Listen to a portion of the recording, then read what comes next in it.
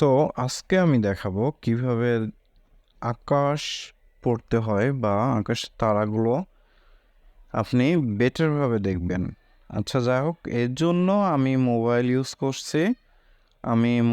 করছি। তার কারণ হলো কম্পিউটারে যেসব ওয়েবসাইট আছে ওইগুলো সঠিকভাবে আপনাকে কনস্টেলেশনগুলো এবং লোকেশন ঠিকভাবে দেখাবে না, যার কারণে আমি মোবাইল ইউজ করছি। আর আমি মোবাইলে এই যে এই অ্যাপসটা ইউজ করব, স্টেলার রিয়াম অ্যাপস, মানে মোবাইল, এটা আপনি ইনস্টল করবেন। যাই হোক, আমি ইনস্টল করছি না, আমি ব্যাক করলাম। যাই হোক, আচ্ছা, এবার ব্যাক করার পরে আমি যেটা করব সেটা হলো আমার মোবাইলে স্টেলার রিয়াম যে অ্যাপসটা আছে এটা ওপেন করব। আচ্ছা, প্রথমে আপনি এরকম দেখতে পারবেন। তো এরকম যদি দেখেন তাহলে ইনস্টল করার পরে সেটিংয়ে যায় প্রথমে রিসেট সেটিং করবেন একবার। কোনো সমস্যা হলে রিসেট সেটিংটা করলে ঠিক হয়ে যায়। তারপরে আবার সেটিংয়ে যাবেন, সেটিংয়ে যাওয়ার পর লোকেশন আপনার অটো লোকেশনটা অফ করে দিয়ে আপনার সিটি যেটা সেটা দিতে হবে। তো আমি কুষ্টিয়াতে আছি, যার কারণে আমি কুষ্টিয়া ব্যবহার করব। কুষ্টিয়া, আচ্ছা, কুষ্টিয়া হয়ে গেছে। এবার অ্যাডভান্স সেটিংয়ে যায় ব্রাইটনেসটা আমি 0.4 বা 0.3 রাখবো। কারণ হলো আমাদের কুষ্টিয়াতে লাইট পলিউশনের কারণে এবং পলিউশনের কারণে এইটুকুই ধরেন দেখা যায়, এতগুলো তারাও দেখা যায় না, 0.3 হলে বেটার হতো। যা হোক, এবার দেখেন আপনাকে রাত্রের আকাশ যদি দেখতে হয়, এখন সেপ্টেম্বর মাস, আমি বলে রাখি প্রত্যেক মাসে কিন্তু আকাশ কিছুটা চেঞ্জ হয়। তো আপনাকে প্রথমে যেটা চিনতে হবে, তিনটা তারা আপনাকে চেনা লাগবে।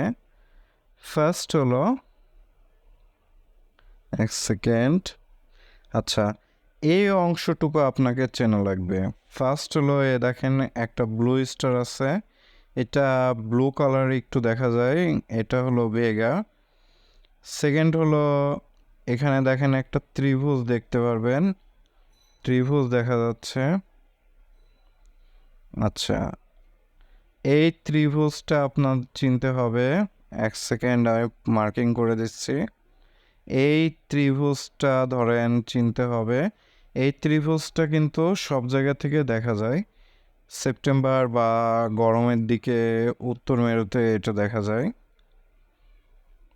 আচ্ছা, তো এই ত্রিভুজটা চিনতে হবে। আর একটা তারা চিনতে হবে, সেটা হলো এই যে এই তারাটা দেখেন, এই তারাটার পাশে একটা তারা আছে, এই তারাটা চিনতে হবে। মানে এই তিনটা তারা কিন্তু সব থেকে ব্রাইটেস্ট সেপ্টেম্বর মাসে, সেপ্টেম্বর মাসে এই তিনটা তারা একেবারে মাথার উপরে থাকে, বা অনেক সময় একটু দক্ষিণ দিকে থাকতে পারে। তো এই তিনটা তারা আপনার চেনা লাগবে। এই তিনটা তারা যদি চেনেন তাহলে অন্য সবগুলো চিনতে পারবেন। যাই হোক, প্রথম যেটা বলি এটা হলো ত্রিভুজটা একটা বক পাখি, আর এটার সিগনাস কনস্টেলেশন বলা হয়। কনস্টেলেশন টোটাল 88টা কনস্টেলেশন আছে। তো এই সিগনাস কনস্টেলেশন ধরেন, সিগনাস কনস্টেলেশনে প্রথম কিন্তু পালসার আবিষ্কার হয়েছিল। পালসার, তারপরে হোয়াইট ডর্ফ, এই সিগনাস কনস্টেলেশনে আবিষ্কার হয়েছিল। তারপরে মেবি ব্ল্যাক হোলও, সিগনাস X1 নামে একটা ব্ল্যাক হোল আছে এই সিগনাস কনস্টেলেশনে। যাক, আমি পরের তারাটায় যাই, এটা হলো লাইরা। এই কনস্টেলেশনে যে তারাটা আছে সব থেকে উজ্জ্বল তারা এই সেপ্টেম্বর মাসে বা আগস্ট মাসে, এটা হলো ভেগা। এই ভেগা তারাটা যদি আমি ক্লিক করি, এখানে যে কোনো তারায় আপনি ক্লিক করলে এর সব কিছু কিন্তু ডিটেলস, এখানে অল্প কিছু ডিটেলস এখানে পাবেন। আরও ডিটেলস জানার জন্য আপনি উইকিপিডিয়াতে এই অঞ্চলটা, এই যে, আচ্ছা, এই অঞ্চলটায় উইকিপিডিয়াতে ক্লিক করলে আপনি ওই তারাটার সম্পর্কে সব কিছু জানতে পারবেন। আচ্ছা যাই হোক, এই ভেগা তারাটা কিন্তু ব্লু স্টার, ব্লু মানে এর কালারটা হলো ব্লু কালারের। আমাদের তারাটা যেমন হলো সূর্যটা আসলে কিন্তু সাদা কালারের, ঠিক আছে? কিন্তু যেমন আমরা চোখে চশমা পরলে মানে কালো কালারের চশমা পরলে সব কিছু কালো কালো মনে হয়, তেমনি ধরেন আমাদের বায়ুমণ্ডলের কারণে এই মানে এই সূর্যটাকে মানে এই যে কমলা কালার দেখি বা আমরা হলুদ কালার দেখি, কিন্তু আসলে আমাদের তারাটা কিন্তু সাদা কালারের। কিন্তু এই ভেগা তারাটা কিন্তু ব্লু কালারের, আর এটা 25 লাইট ইয়ার্স দূরে রয়েছে। এটাতে কিন্তু আমাদের যেমন অর্ক ক্লাউড আছে, তারপরে অ্যাস্ট্রয়েড বেল্ট আছে, কাইপার বেল্ট আছে। এই ভেগাতেও কিন্তু এরকম Kuiper belt, asteroid belt, Oort cloud রয়েছে, যার কারণে ধারণা করা হয় যে যদি কোনো মানে কোনো এলিয়েন বা এই জাতীয় কোনো কিছু থাকে তাহলে এই ভেগাতেও আছে। হ্যাঁ, বিজ্ঞানীরা এই জিনিসটাই করে। আর সেকেন্ড হলো এই যে আরটিআর যেটা, এই আরটিআর তারাটার পাশে কিন্তু একটা ছোট তারা আছে। এই তারাটা দেখলে আপনি মানে চিনতে পারবেন একবারেই। আচ্ছা, আমি সিগনাসের পরে যেটা দেখাবো সেটা হলো এই যে ড্রাকো কনস্টেলেশন। সিগনাসের পরেই কিন্তু ড্রাকো কনস্টেলেশন, এই ড্রাগনটা খুব ভালোভাবে বোঝা যায়। ড্রাকো কনস্টেলেশনের নিচে দেখেন টোটাল এখানে একটা তারা দেখা যাচ্ছে। আচ্ছা একটু জুম করে, এটা হলো উর্সা মাইনর বলে। এখানে একটা তারা দেখা যাচ্ছে, এই তারাটা দেখা যাচ্ছিল, এবং এই যে এই তারাটা দেখা যাচ্ছে, এই তারাটার নাম হলো পোলারিস। এই পোলারিস তারা কিন্তু নেভিগেশনের জন্য সব থেকে বেস্ট। মানে এটা পোলারিস তারাটা যদি আপনি খুঁজে পান তাহলে বুঝবেন এটা হলো উত্তর দিক। হ্যাঁ, এবং তারা কিন্তু আপনি সন্ধ্যার দিকে যেই তারাটা দেখবেন, যদি আপনি সাপোজ সিগনাস দেখেন বা ওই বক পাখিটা দেখেন, ওইটা কিন্তু ঘুরতে থাকবে চারদিকে রাউন্ডের মতো। কিন্তু এই পোলারিস তারাটা কিন্তু ঘোরে না, এটাই স্থির থাকে এবং সবসময় উত্তরেই থাকে, যার কারণে এটা কিন্তু মানে এই তারাটাই কিন্তু উত্তর। দেখেন এর নিচে কিন্তু নর্থ। আচ্ছা যাই হোক, পরে যেটা দেখাবো সেটা হলো বিগ ডিপার বা উর্সা মেজর। দেখেন এই এই যে উর্সা মেজর, এটা কিন্তু একটা ভাল্লুক, ঠিক আছে? আর এই অঞ্চলটা আমি একটু মার্কিং করে দিই, এই অঞ্চলটাকে বলা হয় হলো উর্সা মেজর, সরি বিগ ডিপার। এটা আপনি রাত্রে আকাশে দেখতে পারবেন, আর যদি আকাশে একটু মেঘ থাকে তাহলে হয়তো নিচেরগুলো দেখতে পারবেন না, কিন্তু এই লেসটা খুব ভালোভাবে দেখা যায়। আমি লেসটা মার্কিং করে দিচ্ছি। এই যে এই তিনটা তারা খুব ভালোভাবে দেখা যায়।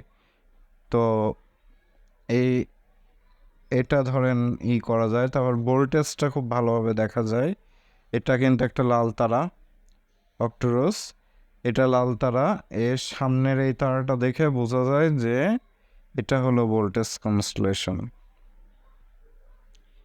আচ্ছা, তারপরে নেক্সট হলো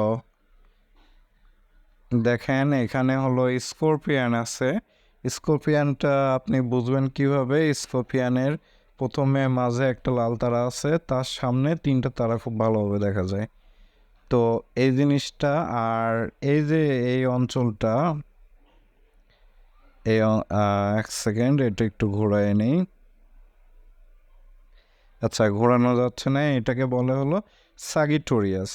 সাগিটোরিয়াস এবং এই স্কোপিয়ানের মাঝখানে এই জায়গাতে, এই যে এই জায়গাতে, এই মাঝখানের এরিয়াটাই, ঠিক আছে, আমাদের ব্ল্যাক হোলটা আছে, যেটা হলো সাগিটোরিয়াস এই স্টার বলা হয়। এই ব্ল্যাক হোলটাই কিন্তু আমাদের যতগুলো তারা দেখা যায় এই তারাগুলোকে ধরে রেখে দিয়েছে, এবং এই তারাগুলো সব কয়টাই ব্ল্যাক হোলের চারিপাশে ঘুরে বেড়ায়, সব সময় ঘুরতে থাকে।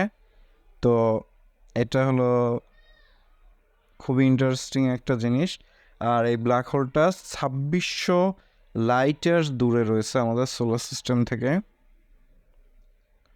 আচ্ছা, তারপরে যেটা হলো, আচ্ছা তারপরে ধরেন এই পেগাসাস, এটা আচ্ছা পেগাসাসটা বোঝার জন্য ধরেন আপনাকে এই ডাবলু চেনা লাগবে। এই ডাবলুটা খুব ভালোভাবে দেখা যায়। এই ডাবলুর এই পাশে যে লাল তারা আছে এটাই হলো পেগাসাসের অঞ্চল, ঠিক আছে। তারপরে ধরেন এই যে অ্যান্ড্রোমেডা আছে, আমি যদি এই লেয়ারে ক্লিক করি তারপর ল্যান্ডস্কেপটা অফ করে দিই, তাহলে ধরেন এই যে অ্যান্ড্রোমেডা। এবার আমি যদি অ্যান্ড্রোমেডার এই যে লাল তারাটা যেটা মাঝের তারা, এটাতে জুম করি, জুম করার পরে দেখেন পরে দুইটা তারা দেখা যাচ্ছে। এই দুইটা তারার এখানে যদি আমি জুম করি তাহলে আমরা মিল্কি ওয়ে গ্যালাক্সি পাবো, সরি অ্যান্ড্রোমেডা গ্যালাক্সি পাবো। আচ্ছা সরি, আচ্ছা এই অ্যান্ড্রোমেডা গ্যালাক্সি কিন্তু মিল্কি ওয়ে গ্যালাক্সির পাশে আসে, মানে সাথে এসে ধাক্কা খাবে এবং দুইটা একসাথে মিলিত হয়ে একটা গ্যালাক্সি তৈরি হবে। সেই গ্যালাক্সিটার নাম হবে হলো মিল্ক ডেমিডা। আচ্ছা, তারপরে ধরেন আমি যেটা দেখাবো সেটা হলো এখানে আপনি আমি ভেগার কাছে আবার যাই, জুম আউট করছি একটু। আচ্ছা, এখানে আমি করলাম, ভেগার কাছে যাই, যাওয়ার পরে দেখেন এখানে কিন্তু কিছু জিনিস নড়ছে, কিছু তারা দেখেন নড়ছে। এগুলো ছোটোবেলায় আমরা যদিও রকেট মনে করতাম, কিন্তু এগুলো আসলে রকেট না, দেখেন এগুলো কিন্তু স্যাটেলাইট, ঠিক আছে।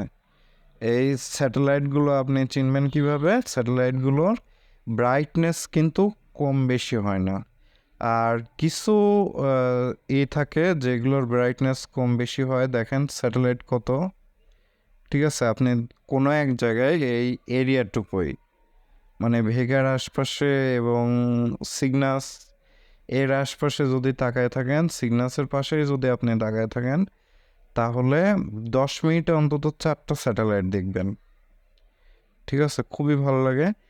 আর স্যাটেলাইট আর একটা জিনিস দেখা যায় খালি চোখে, সেটা হলো রকেট বডি দেখা যায়। রকেট বডি আপনি চিনবেন কিভাবে? রকেট বডি ধরেন ব্রাইটনেস কম বেশি হয়, মানে এই যে স্যাটেলাইট যেমন একইভাবে আলো তারার মতো চলে যায়, কিন্তু ওইটা ব্রাইটনেস কম বেশি হয়, যার কারণে এটা হলো মানে রকেট বডি এইভাবে চেনা যায়। নেক্সট হলো দেখেন এখানে কিন্তু অনেকগুলো স্যাটেলাইট রয়েছে, আর এই স্যাটেলাইটগুলো কিন্তু সেকেন্ডে 6.5-7 কিলোমিটার স্পিডে যায়। দেখেন এই স্যাটেলাইটটা যদি আমি ক্লিক করি তাহলে দেখেন মানে ডিস্টেন্স পৃথিবী থেকে এই 650 কিলোমিটার দূরে রয়েছে, তারপরেও কিন্তু খুব ভালোভাবে দেখা যাচ্ছে। আর এটা সেকেন্ডে 6.5 কিলোমিটার স্পিড কিন্তু আপনার কাছে কম মনে হতে পারে, কিন্তু আমি একটা জিনিস বলে রাখি, সেটা হলো AK-47 গুলি কিন্তু সেকেন্ডে মানে 1.5 কিলোমিটার স্পিডে যায়। মানে এই রকেটগুলো, সরি এই স্যাটেলাইটগুলো AK-47 গুলির থেকেও অনেক জোরে যায়, ঠিক আছে, এবং এইগুলো ভাসতেই থাকে। যাই হোক, আমি পরের এইগুলো দেখাই। আচ্ছা যাই হোক, তারপরে আরও অনেক কিছু আছে, আপনি দেখবেন এখানে বেসিক আপনি এই জিনিসগুলো যদি শিখে রাখেন তাহলে ধরেন পুরো আকাশটা চিনতে পারবেন। তো থ্যাংক ইউ ভিডিওটা দেখার জন্য। See you next time. Have a lovely day.